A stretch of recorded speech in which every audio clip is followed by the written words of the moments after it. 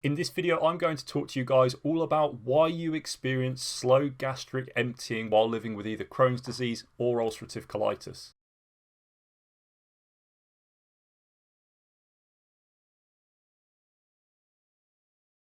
So this video today, guys, applies to almost every single sufferer out there. Even if you're somebody who experiences diarrhea, if you get cramping, you might experience a bit of constipation and then diarrhea follows. This is definitely a video you should listen very closely to. So with that being said, I'm going to get straight into the video with the most important slide of the video. This is something you guys seriously cannot ignore if you're somebody who has a slow metabolism and things are just moving so slowly, foods are digesting slowly, and you experience lots of cramping and constipation and bits and pieces like that, is interrupted nerve flow to the gut. So what do I really mean by this? Well, really, guys, the digestive system is just one long muscle. If you were to take the digestive system out of the human body, it would just sit there and it wouldn't digest anything. So what is it? What is the force behind what actually controls the digestive system?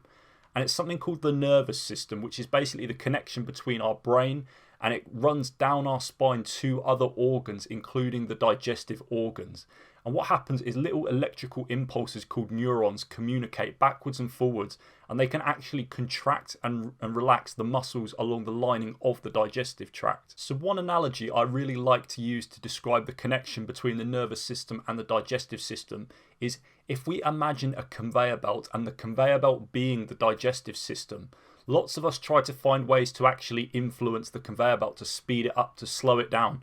But ultimately, the only thing that speeds it up and slows it down is that electrical impulse. It's the power that's supplied to the conveyor belt. And that ultimately is what the nervous system is for the digestive system. So if you're somebody who has an interrupted nerve flow to the gut, you're going to suffer with sluggish bowel motility. So a huge structural component as to why you may be suffering with sluggish bowel motility is if you're somebody who has a spinal cord that's out of the optimal position, or you might have ligaments that are loose in between the vertebra of the spinal cord. So every single time you might move your neck or an aspect of your spine, it might catch a nerve and it might interrupt that blood flow and nerve flow. And it also interrupts hormonal pathways, which is very important when I move on to the next slide, guys.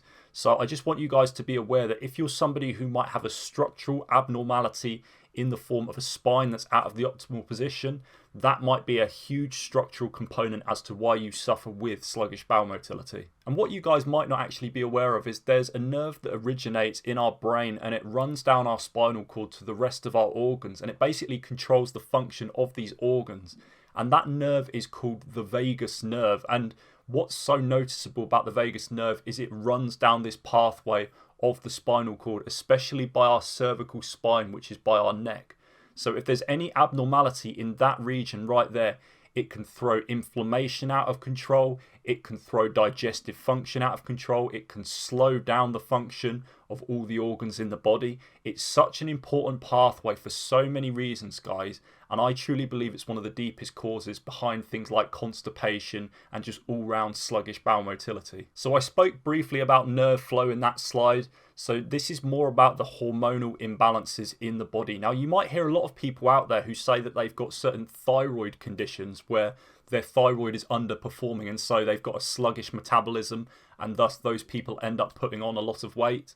But actually, one thing that's interesting to note between the thyroid gland and our adrenals is when one is firing, the other one is suppressed. So only one can be working at any moment. And because our adrenal glands are our stress organs, they're constantly pumping out anti-inflammatory hormones to counteract the process of inflammation that's going on in our body. And so while our adrenal glands are constantly pumping stress hormones to counteract the impacts of inflammation, our thyroid gland function is suppressed, which means we're always going to have a sluggish metabolism. So what I'm trying to get at, guys, is if you can take whatever measures possible to lower inflammation naturally by removing stressors from the body, then that thyroid gland function is going to gradually rise, and so it's going to gradually speed up your metabolism, thus speeding up the digestive process. So whilst adrenal function is always going to be elevated, if there's some sort of stressor present in the body that hasn't yet been identified and addressed, It's also worth noting that if you're somebody who lives a stress-filled life with plenty of emotional trauma, it might be arguing, you might just not be sleeping enough, you might not be moving around enough, you might just be feeling very anxious and depressed all the time. That's all going to add to the adrenal burden, and it's going to cause the release of cortisol at even higher levels, suppressing the thyroid even more. So basically what I'm trying to get at, guys, is you really need to try to learn how to lower those stress levels, sleep for more hours in a day, do everything that you consciously can to bring that thyroid function back up. So the next key factor that can contribute to your sluggish bowel motility is missing microbes or bacterial overgrowths in the digestive tract. This can typically arise for people that may have been exposed to multiple courses of antibiotics, people who have had open surgery, or just people who have undergone more trauma, whether that be physically or emotionally, than the standard person out there. You see, what ends up happening is because the body ends up in something called a sympathetic dominant nervous state where it's stressed and digestive function is temporarily shut down, it gives bacteria a much better opportunity to make its way into the digestive system and live in regions where they perhaps shouldn't be living in the numbers that they might be living. And so they may be fermenting components like certain sulfur amino acids, plant polysaccharides, and sugar in parts of the digestive system that weren't designed for fermentation to occur. So for example, the small intestine can house enormous amounts of bacteria, but it shouldn't do. So if you're somebody out there who has small intestinal bacterial overgrowth, you're more often than not going to experience symptoms of sluggish bowel motility because this bacteria is constantly fermenting absolutely everything you're consuming. And then another point that's worth noting on this slide is that some bacteria actually have a structure in their body called flagella, which is almost like a hook-like structure that can actually attach to the intestinal lining and inhibit the relaxation and contraction of the smooth muscle tissue of the intestines. So certain bacteria out there can actually directly hinder gut motility. So now moving on to dietary factors when it comes to slow gastric emptying with either Crohn's disease or ulcerative colitis. And now I personally don't believe that dietary factors have an awful lot to play. I certainly don't think they're one of the causes behind sluggish bowel motility, but I do believe certain dietary factors can contribute to slowing the metabolism even further.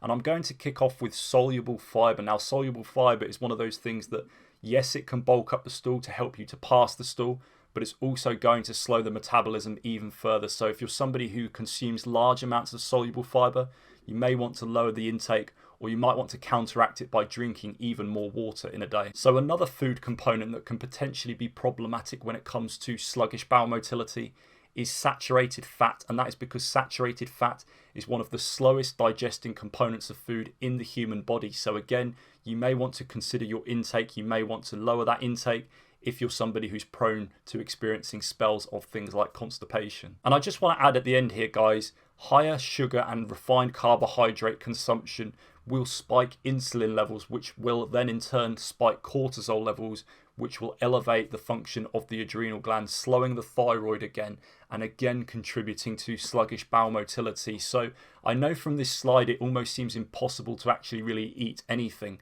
but I want you guys to be aware that I truly don't believe it's down to dietary factors as to what one of the key reasons is behind sluggish bowel motility, because I certainly didn't experience any issues of that in 18 years of my life, and I was eating almost every single food out there. So I'm just going to finish off today's video, guys, with a slide that is a combination of toxicities leading to sluggish metabolism and thus sluggish bowel motility. And I really want to emphasize the point I mentioned at the beginning of this video, that is structural abnormalities, for example having a spine that's out of the ideal position, or loose ligaments in between the vertebra, again can be a direct cause of sluggish bowel motility, because it can restrict that nerve flow, it can restrict the blood flow, it can restrict hormonal pathways, it can restrict so much, including the digestive process itself. It's just something you cannot ignore when it comes to slow bowel motility. Another factor that I haven't yet mentioned in this video is the function of mitochondria that exist in almost every single cell in our body and create energy for us at a cellular level.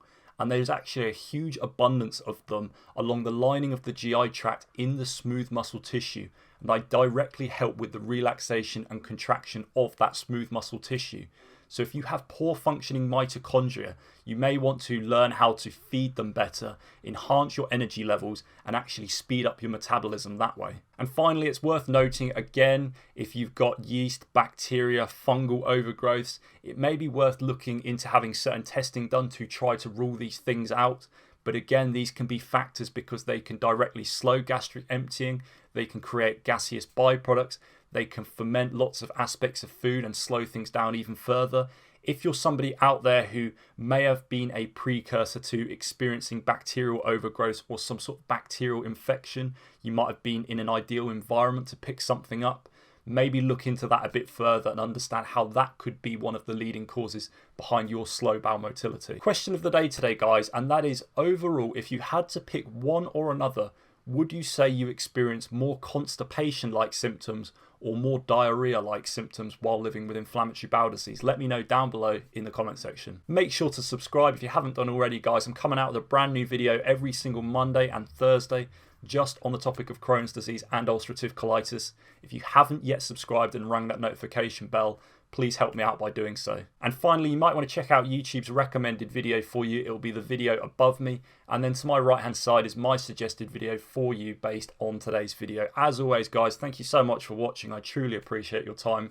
Take care, and I'll see you again very shortly.